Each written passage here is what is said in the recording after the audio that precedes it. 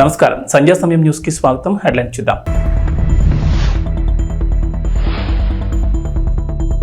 కేంద్రం నుంచి అమరావతికి మరో గుడ్ న్యూస్. ఇతర రాష్ట్రాలతో అనుసంధానించే రహదారుల ప్రాజెక్టులకు గ్రీన్ సిగ్నల్.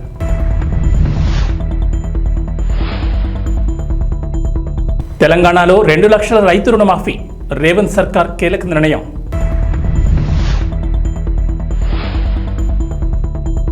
పేదల ఇంటి నిర్మాణానికి 5 లక్షలు. అర్హులను గుర్తించే అంశాలపై ప్రభుత్వ అధికారుల ఫోకస్.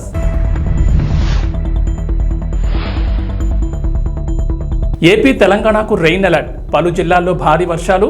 ఎల్లో అలర్ట్ జారీ. అమరావతికి కేంద్రం శుభవార్త చెప్పింది. రాజధానితో రాష్ట్రంలోని ఇతర ప్రాంతాలు, ఇతర రాష్ట్రాలతో అనుసంధానించే రహదారుల ప్రాజెక్టులకు గ్రీన్ సిగ్నల్ వచ్చింది. ఈ మేరకు కేంద్రం ప్రాథమికంగా ఆమోదం తెలపగా ఈ ప్రాజెక్టులో 189 కిలోమీటర్ల పొడవైన అమరావతి ఔటర్ రింగ్ రోడ్ సహా కీలకమైనవి ఉన్నాయి.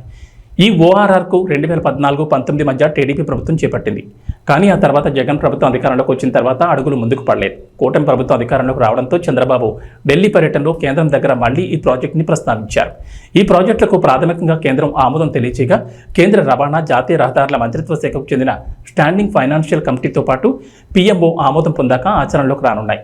ప్రాథమికంగా ఆమోదం తెలిపిన వాటిలో ఎక్కువగా గ్రీన్ఫీల్డ్ హైవేలు, ఎక్స్ప్రెస్ వేలు ఉన్నాయి. ఈ ప్రాజెక్టులు పూర్తయితే అమరావతికి మిగతా ప్రాంతాలతో కనెక్టివిటీ పెరుగుతోంది. ఈ అమరావతి ఓఆర్ఆర్ భూసేకరణతో పాటుగా నిర్మాణ వ్యయానికి 20 నుంచి 25 వేల కోట్ల వ్యయం అవుతుందని కేంద్రమే భరించేందుకు ముందుకొచ్చినట్లు తెలుస్తోంది.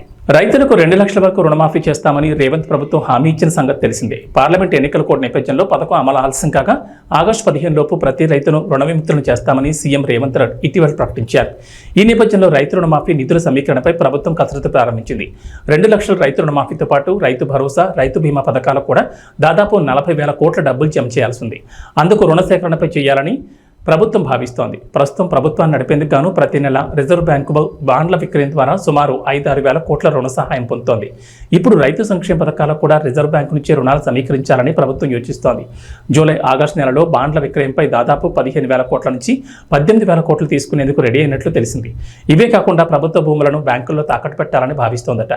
టీజీఐఏసీ ద్వారా భూములను బ్యాంకుల్లో తాకట్టు పెట్టి 10,000 కోట్లు సమీకరించేందుకు ప్లాన్ చేస్తోంది. అయితే భూముల తాకట్టుపై త్వరలోని పూర్తి స్పష్టత రానుంది. తెలంగాణలో పేదల ఇంటి నిర్మాణానికి 5 లక్షల ఆర్థిక సహాయం అందిస్తామని ఎన్నికల ముందు కాంగ్రెస్ హామీ ఇచ్చిన సంగతి తెలిసిందే. ఇందిరమ్మ పథకం పేరుతో పేదలకు ఇంటి నిర్మాణానికి ఆర్థిక సహాయం అందించనున్నారు. సొంత జాగా ఉండి ఇళ్లు కట్టుకునే పేదలకు ఇందిరమ్మ ఇళ్ల పథకం కింద ఇళ్లు మంజూరు చేయనున్నారు. ఇక సొంత జాగా లేని వారికి ఇంటి స్థలంతో పాటు ఆర్థిక సహాయం 5 లక్షలు అందిస్తామని చెప్పారు. కాంగ్రెస్ అధికారంలోకి వచ్చిన తర్వాత ప్రజాపాలన పేరిట ప్రత్యేక కార్యక్రమం ఏర్పాటు చేసి అర్హుల నుంచి దరఖాస్తులు స్వీకరించారు. ప్రతి నియోజకవర్గానికి 3,500 ఇళ్ల చొప్పున ఏడాదికి 4.5 లక్షల ఇళ్లు మంజూరు చేయాలని ప్రభుత్వం టార్గెట్గా పెట్టుకుంది. ప్రజాపాలనలో 82.82 లక్షల మంది దరఖాస్తు చేసుకున్నారు. అయితే వీరిలో అర్హులను గుర్తించడం ప్రభుత్వానికి తలనొప్పిగా మారింది. పేదరికంలో ఉన్నవారికి ఇళ్లు కేటాయించాలని ప్రభుత్వం నిర్ణయం తీసుకున్న నేపథ్యంలో దరఖాస్తు ఇచ్చిన వారి ఆర్థిక స్తోమతను గుర్తించడం సవాలేనని అధికారులు తమ అభిప్రాయం వ్యక్తం చేస్తున్నారు. డబుల్ బెడ్రూమ్ ఇళ్ల మాదిరిగా కాకుండా అర్హులైన పేదవాడికి ఇల్లు మంజూరు చేయాలని మంత్రి పొంగులేటి శ్రీనివాసరెడ్డి ఇప్పటికే ఆదేశాలు జారీ చేశారు. ఈ నేపథ్యంలో అర్హులను గుర్తించే అంశాలపై ప్రభుత్వ అధికారులు ఫోకస్ పెట్టారు. ఆంధ్రప్రదేశ్ డిప్యూటీ సీఎం పవన్ కళ్యాణ్ ప్రస్తావించిన ఓ చెట్టు ఇప్పుడు ట్రెండ్ అవుతోంది. ఆ చెట్టు చాలా డేంజర్, వెంటనే తొలగించాలని పవన్ కళ్యాణ్ ఆదేశించారు. దీంతో అందరూ ఈ చెట్టు గురించే చర్చించుకుంటున్నారు. డిప్యూటీ సీఎం పవన్ కళ్యాణ్ కాకినాడ కలెక్టరేట్లో సమీక్ష చేశారు. ఈ సందర్భంగా స్థానిక కోనో కార్పస్ చెట్ల గురించి పవన్ దగ్గర ప్రస్తావించారు. అటవీశాఖ సమీక్షలో ఈ అంశంపై వివరించారు. ప్రజల ఆరోగ్యం దృష్ట్యా వాటిని వెంటనే తొలగించాలని పవన్ కళ్యాణ్ ఆదేశించారు. ఈ కోనో కార్పస్ చెట్లను గతంలో తన ఫామ్ హౌస్లో పెంచానని, అయితే వాటితో ప్రమాదం తెలిసి తొలగించారన్నారు పవన్ కళ్యాణ్. కాకినాడలో మొత్తం 4,602 కానో కార్పస్ చెట్లు ఉన్నట్లు గుర్తించారు. ఈ చెట్లను దశల వారీగా తొలగించాలని డిప్యూటీ సీఎం అధికారులకు సూచించారు. ఈ చెట్లను తొలగించి ప్రజల ఆరోగ్యానికి ఎలాంటి ఇబ్బందులు లేకుండా చూడాలన్నారు. పవన్ కళ్యాణ్ ఆదేశాలతో అధికారులు చెట్లను తొలగించేందుకు సిద్ధమయ్యారు. ఆంధ్రప్రదేశ్ ముఖ్యమంత్రి నారా చంద్రబాబు నాయుడుతో పాటుగా మంత్రులు నారా లోకేష్, పొంగూరు నారాయణ, కింజరపు అచ్చెన్నాయుడు, కొల్లు రవీంద్రతో పాటు టీడీపీ నేతలపై కేసుల్ని సిబిఐ, ఈడీలకు అప్పగించాలని ఏపీ హైకోర్టులో పిల్ దాఖలైంది. వీరితో పాటుగా ఎమ్మెల్యే చింతమనేని ప్రభాకర్, మాజీ మంత్రి దేవినేని ఉమామహేశ్వరరావు, వ్యాపారవేత్తలు లింగంనేని రమేష్, వేమూరు హరికృష్ణ ప్రసాద్తో పాటు పలు కంపెనీలపై నమోదు చేసిన కేసులను అప్పగించాలని కోరారు. చంద్రబాబుతో పాటు ఇతరులపై స్కిల్ డెవలప్మెంట్, మద్యం, AP fibre net, Amaravati assigned భూములు, ఇసుక, Amaravati inner ring road alignment సహా కేసులు నమోదయ్యాయని పిల్లో గుర్తు చేశారు. ఈ కేసుల్లో పోలీసులు నిష్పాక్షికంగా దర్యాప్తు చేసే పరిస్థితులు లేవని, నిష్పాక్షిక, పారదర్శక, వేగవంత దర్యాప్తు కోసం ఈ కేసుల్ని సిబిఐ, ఈడీలకు అప్పగించాలని సీనియర్ జర్నలిస్ట్ బాలగంగాధర్ తిలక్ ఈ పిల్ దాఖలు చేశారు. హైదరాబాద్ లోని కుమారి ఆంటీని బాలీవుడ్ నటుడు సోనూ సూద్ కలిశారు. కుమారి ఆంటీతో సరదాగా కాసేపు మాట్లాడి సమయం గడిపారు.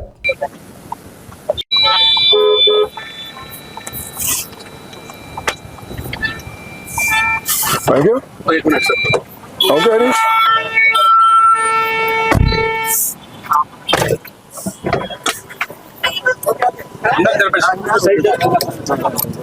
Welcome to Hyderabad. Hello. How are you doing? How are you? Thank you. Thank you. Ram से How are you doing? Ram से इधर से अरे local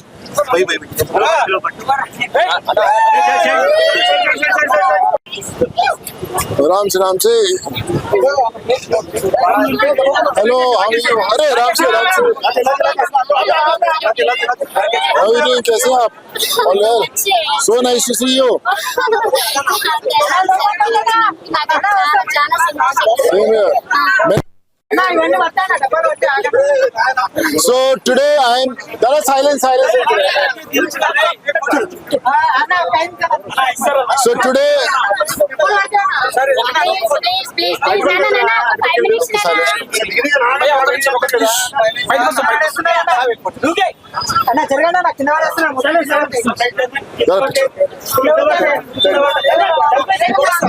So now I'm with Kumari aunty.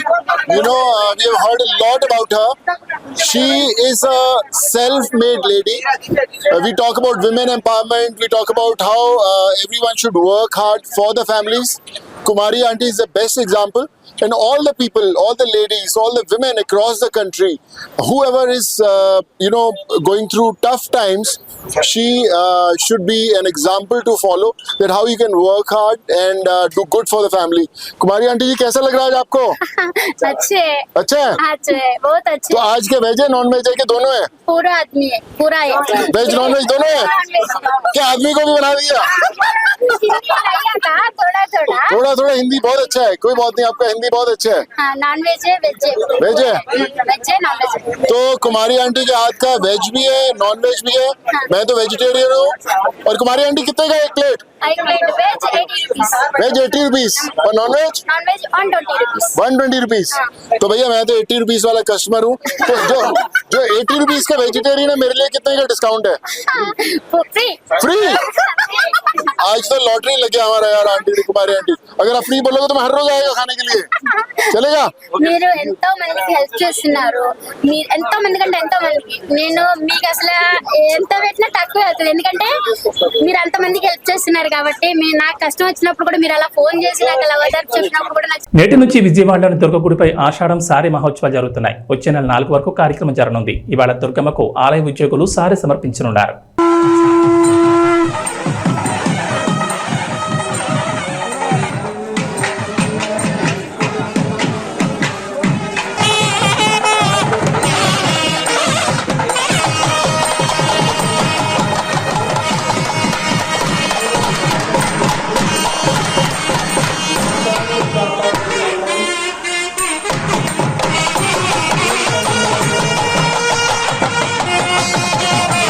సత్యవేడలోని oh dealer షాప్లో రేషన్ బియ్యం కోసం వచ్చిన ప్రజలు బియ్యాన్ని చూసి షాక్ అయ్యారు. రేషన్ బియ్యంలో పురుగులు ఉన్నాయని చెప్పారు.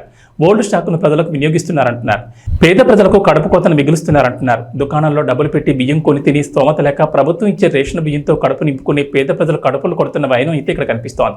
రేషన్ బియ్యంలో పురుగులు ఉండడం, ఇలాంటి బియ్యం తినడం వల్ల ఆరోగ్యం దెబ్బతినడం ఖాయమంటున్నారు. రేషన్ డీలర్స్ తెలిపిన సమాచారం మేరకు 3 సంవత్సరాల ముందు అక్రమంగా రవాణా చేసిన బియ్యాన్ని ఆ గోడౌన్లో ఉంచడం వల్ల అందులో ఉన్న చీడ పురుగులు కొత్త స్టాక్లో వస్తున్నాయని, ఆ పాత స్టాక్ను క్లియర్ చేస్తే తప్ప సమస్యకు పరిష్కారం ఉండదని రేషన్ డీలర్స్ సమాధానమిస్తున్నారు. అధికారుల నిర్లక్ష్యం వల్ల పేదలకు నష్టం జరుగుతోంది. రేషన్ డీలర్స్ల నిర్లక్ష్యమా లేదా అధికారుల నిర్లక్ష్యమా అన్నది గమనార్హం. ప్రభుత్వం మారినా పేద ప్రజల సమస్య అలానే ఉంది. ఖచ్చితంగా అధికారులు పేద ప్రజల సమస్యను దృష్టిలో పెట్టుకుని సమస్యను పరిష్కరించాలని ప్రజలు కోరుతున్నారు.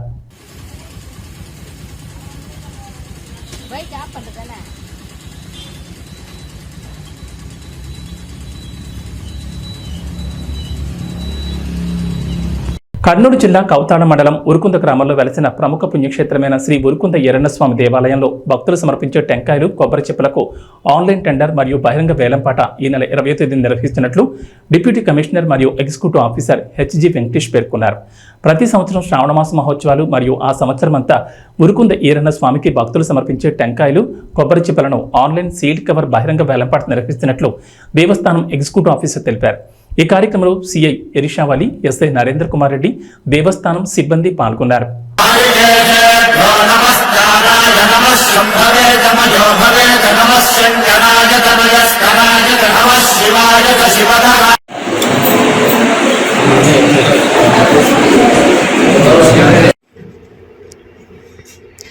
ప్రతి సంవత్సరము దేవస్థానంలో టెంకాయలు అమ్ముకోవడానికి హక్కు మరియు భక్తులు సమర్పించు కొబ్బరి ఒప్పులను సేకరించుకునే హక్కు ఒక సంవత్సరం కాలానికి, అంటే ఈసారి శ్రావణ మాసం కవర్ అయ్యేటట్టుగా 11 నెలలకు పెట్టడమైనది. అందులో ఆన్లైన్ టెండరు, సీల్డ్ టెండరు, బహిరంగ వేలం నిర్వహించడమైనది. ఆన్లైన్ టెండర్లో ఎవరు పాల్గొనలేదు, బహిరంగ వేలంలో కూడా ఎవరు పాల్గొనలేదు. సీల్డ్ టెండర్ లో ముగ్గురు పాల్గొన్నారు. ముగ్గురులో ఒకరు డిస్క్వాలిఫైడ్ అయినారు డిపాజిట్ కట్టినందుకు. ఇంకా ఇద్దరు వాటిలో ఒకరు వచ్చేసి రామన్న గౌడ్ అని, ఆయన హైయెస్ట్ బిడ్ గా 75,699,000 రూపాయలకు కోట్ చేశాడు. కండిషన్స్ ప్రకారము సీల్డ్ టెండర్ తెలిసిన వెంటనే డబ్బు చెల్లించాలి. కానీ ఇంతవరకు ఆయన చెల్లించినందుకు మేము ఆ టెండర్ క్యాన్సిల్ చేస్తూ మళ్ళీ ఈ నెల 20వ తారీఖున పునః టెండర్ మేము ఇన్వైట్ చేస్తున్నామండి. ఓం నమస్తే. గజ్వేల్లో క్యాసారం రోడ్డు వద్ద ఇన్స్పెక్టర్ సైదా పోలీసులు సిబ్బందితో కలిసి విస్తృతంగా వాహనాలు తనిఖీ చేస్తూ డ్రంక్ అండ్ డ్రైవ్ టెస్టులు నిర్వహించారు. ఈ సందర్భంగా మాట్లాడుతూ మద్యం సేవించి వాహనాలు నడపొద్దని సూచించారు. వాహనదారుల్లో ప్రజలలో మార్పు వచ్చినప్పుడు మాత్రమే రోడ్డు ప్రమాదాలు తగ్గుతాయని తెలిపారు. రోజు రోజుకి వాహనాల రద్దీ పెరుగుతోందని దాన్ని దృష్టిలో ఉంచుకుని సేఫ్టీ సెక్యూరిటీగా డ్రైవింగ్ చేయాలని సూచించారు. రోడ్డు నిబంధనలు, ట్రాఫిక్ నిబంధనలు పాటించాలని సూచించారు. ట్రిపుల్ రైడింగ్ పై ప్రతిరోజు డ్రంక్ అండ్ డ్రైవ్ నిర్వహిస్తామని తెలిపారు. ఈ కార్యక్రమంలో గజ్వేల్ పోలీస్ సిబ్బంది తదితరులు పాల్గొన్నారు.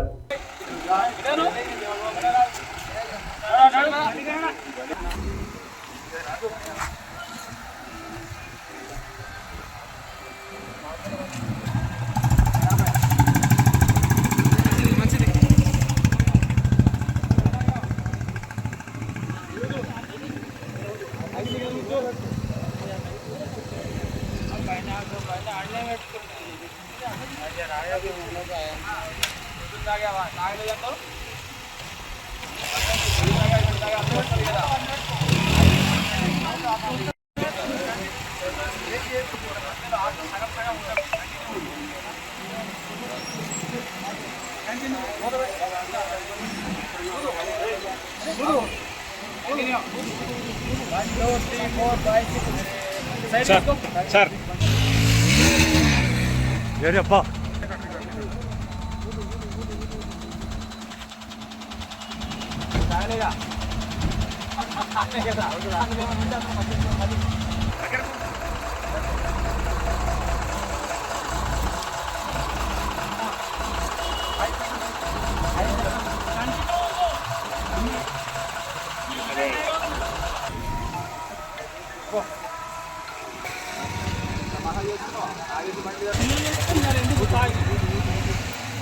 పిల్లలుండే తాగాలని తెలియకుండా ఉండవా? దృశ్యం బాగుంటే ఇప్పుడు రావాలి చెప్తాను, తీసుకు లోపల కూర్చోవాలి. మెగాస్టార్ చిరంజీవి కెరీర్లోని విశ్వంభర అతిపెద్ద ప్రాజెక్ట్. ప్రస్తుతం షూటింగ్తో పాటు పోస్ట్ ప్రొడక్షన్ పనులు కూడా ఏకకాలంలో జరుగుతున్నాయి. బింబిసార డైరెక్టర్ వశిష్ఠ తెరకెక్కిస్తున్న ఈ చిత్రంలో త్రిషా కృష్ణన్ హీరోయిన్గా నటిస్తోంది. అలానే భారీ స్టార్ కాస్టింగ్ కూడా ఈ చిత్రంలో ఉంది. ఇక విఎఫ్ఎక్స్, భారీ యాక్షన్ సన్నివేశాలు ఈ చిత్రంలో మెయిన్ హైలైట్ అని ఇప్పటికే డైరెక్టర్ వశిష్ఠ చెప్పారు. ఇక తాజాగా ఈ మూవీ టీం మెగా అభిమానులకు ఓ గుడ్ న్యూస్ చెప్పబోతోంది. ఈ చిత్రానికి సంబంధించి ఓ చిన్న టీజర్ను త్వరలో రిలీజ్ చేయబోతున్నట్లుగా సమాచారం. మేకింగ్ విజువల్స్, చిరంజీవి లుక్ను ఈ టీజర్లో రివీల్ చేయబోతున్నారట. ఈ చిత్రం 2025 జనవరి 10న ప్రేక్షకుల ముందుకు రానుంది. మరి ఈ టీజర్ వేరే రేంజ్లో ఉంటే మాత్రం సినిమా ప్రీ రిలీజ్ బిజినెస్ గట్టిగానే జరిగే అవకాశం ఉంది. ఎంఎం కీరవాణి ఈ సినిమాకి సంగీతం అందిస్తున్నారు. ఇక ఈ సినిమాలో బాలీవుడ్ చెందిన కునాల్ కపూర్ కూడా ఓ పవర్ఫుల్ రోల్లో నటించబోతున్నారు. ఈ విషయాన్ని ఇటీవలే మూవీ టీం ప్రకటించింది. అయితే ఆయన ఏ పాత్రలో నటిస్తున్నారనేది మాత్రం చెప్పలేదు. త్రిషతో పాటు నా సామిరంగా హీరోయిన్ ఆషికా రంగనాథ్ కూడా విశ్వంభర్లో నటిస్తుండడం విశేషం.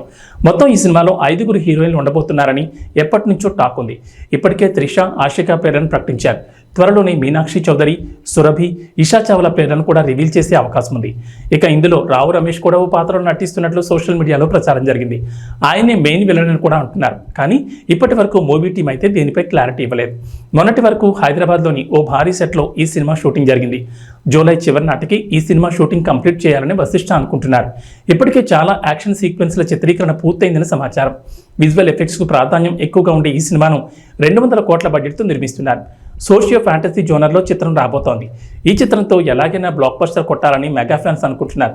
చిరు నటించిన చివరి చిత్రం భోళా శంకర్ బాక్సాఫీస్ దగ్గర డిజాస్టర్ అయింది. T20 వరల్డ్ కప్ 2024 ముద్దాడిన తర్వాత భారత్ తొలి T20 సిరీస్ ఆడేందుకు సిద్ధమైంది. 5 మ్యాచ్ల సిరీస్లో భాగంగా హరారే వేదికగా ఇవాళ భారత్ జింబాబ్వే తలపడబోతున్నాయి. భారత్ కాలమాన్ ప్రకారం సాయంత్రం 4:30 ఈ మ్యాచ్ ప్రారంభం కానుంది. T20 ఫార్మాట్కు సీనియర్లు రోహిత్ శర్మ, విరాట్ కోహ్లీ, రవీంద్ర జడేజా రిటైర్మెంట్ ప్రకటించిన తర్వాత జరుగుతున్న తొలి మ్యాచ్ కావడంతో జట్టు కూర్పుపై ఆసక్తి నెలకొంది. అయితే మ్యాచ్కు హరారే స్పోర్ట్స్ క్లబ్లో జరిగిన ఫ్రీ మ్యాచ్ ప్రెస్ కాన్ఫరెన్స్లో కెప్టెన్ శుభ్మాన్ గిల్ జట్టు కూర్పుపై క్లారిటీ ఇచ్చాడు. ఈ ఏడాది IPL సీజన్లో అదరగొట్టిన సన్ రైజర్స్ హైదరాబాద్ యువ ఆటగాడు అభిషేక్ శర్మ కెరీర్లో తొలి అంతర్జాతీయ మ్యాచ్ ఆడబోతున్నాడని ప్రకటించాడు. అభిషేక్ శర్మ తాను ఓపెనర్గా రాబోతున్నట్లు నిర్ధారించాడు. మొదటి 2 మ్యాచ్లకు యశస్వి జైస్వాల్ అందుబాటులో లేకపోవడంతో అభిషేక్ ఓపెనర్గా అవకాశం దక్కిందని వివరించాడు. IPL 2024లో అభిషేక్ శర్మ అద్భుతంగా బ్యాటింగ్ చేశారు. ఏకంగా 204.21 స్ట్రైక్ రేట్తో 500కు పైగా పరుగులు బాదాడు.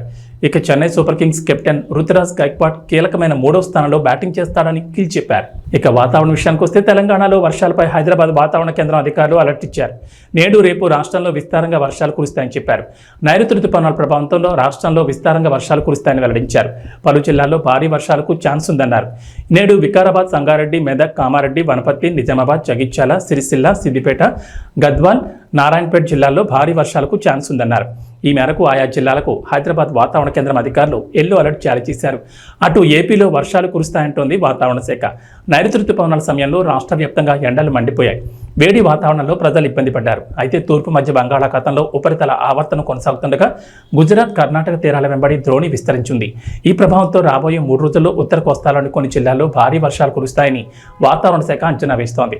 రాయలసీమ, దక్షిణ కోస్తాలో కొన్ని ప్రాంతాల్లో తేలికపాటి నుంచి ఓ మోస్తరు వర్షాలకు అవకాశం ఉందంటున్నారు వాతావరణ శాఖ అధికారులు. ఏబీ బులెటిన్ విశేషాలు. నమస్కారం.